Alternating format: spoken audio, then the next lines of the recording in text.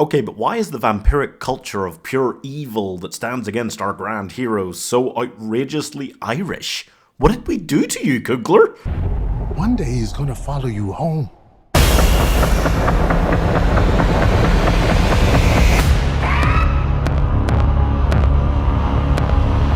Okay.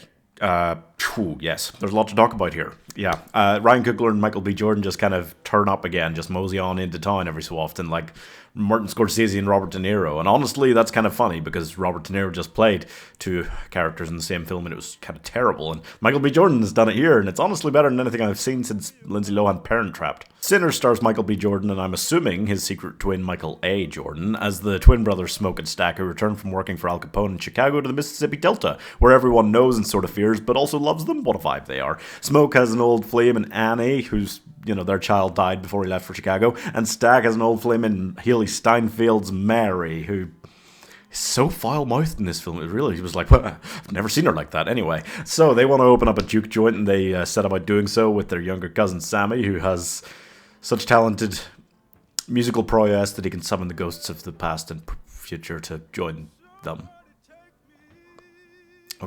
Okay, I have a lot of thoughts and feelings about this. So there are a lot of elements and ways in which this feels like From Dusk Till Dawn, but there's also a scene which feels like it's ripped straight out of The Thing, and yet the whole way that they spent so long setting it up feels like Salem's Lot.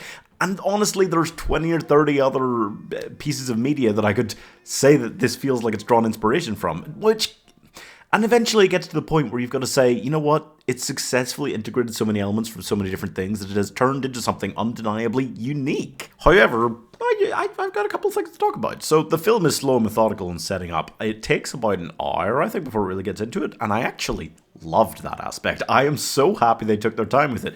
It really felt like a horror film that wanted you to care about the characters before they started getting murdered off. And I would compare it almost, and the way that I was enjoying it for the first hour, to like a disaster film before it hits that like shit hits the fan moment. And in the same way, like a lot of these people are probably going to end up dying, but you're getting emotionally invested anyway, and you're just enjoying the ride. I really enjoyed the ride for that first hour. That was awesome. Once they actually get into it, they are very much straight up like, oh yeah, these are vampires, here's some garlic and crosses. And I was surprised because this film felt so original and different that I wasn't expecting it to go for the more basic tropes of the genre. Not that it's a bad thing it did, but it did feel a little jarring when they're just suddenly like, yep, nope, these are vampires, here you go. I was like, oh, that's how they're going to handle it. Alright.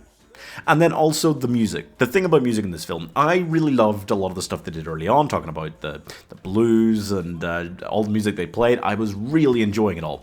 The scene, however, where he actually conjures the ghosts of the past and present to join them, and there's just a...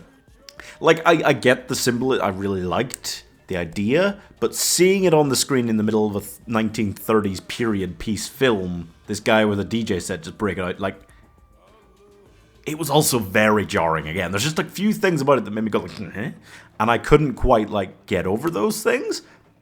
But I was so enjoying so much of the rest of it that I feel very torn. This is very difficult for me because the film that they shot it on worked so well. The cinematography is so incredibly beautiful. Jordan is incredible in both roles. All the stuff they do about music and all the music they play is so well done. I loved hearing the Irish tunes, even though it was culty vampire versions. It was fine. Hailee Steinfeld's better than I've ever seen her. The cast is nuts. The story is really good and well put together, and it takes its time so beautifully. It felt like it had to be adapted from a book, like a Stephen King book, but it's not, and that's so cool. There are so many things that this does so well, but I just felt this weird pulling back from myself, feeling like the second half of the film never really gets firing on all cylinders. It just kind of goes through the motions of it once it actually gets to the action stuff.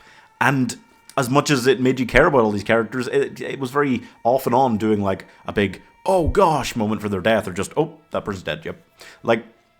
There were things about this that I just found jarring. And so, as much as everyone universally loves this film, I feel like I'm stuck in the frustrating and pretty small camp of people who really liked it but don't love it and don't necessarily think it's a full-on masterpiece. Maybe I'll feel differently watching it a second time. I want to, because everything about this, I think it's down to setting unreasonably high expectations for it. And I couldn't help myself because everything I heard about this made it sound so nuts, so good. And it was really good, but I just felt pulled back a little bit and pulled out of it a little bit by certain elements, certain things. And it's a real shame. More for me, because everyone else just loves it.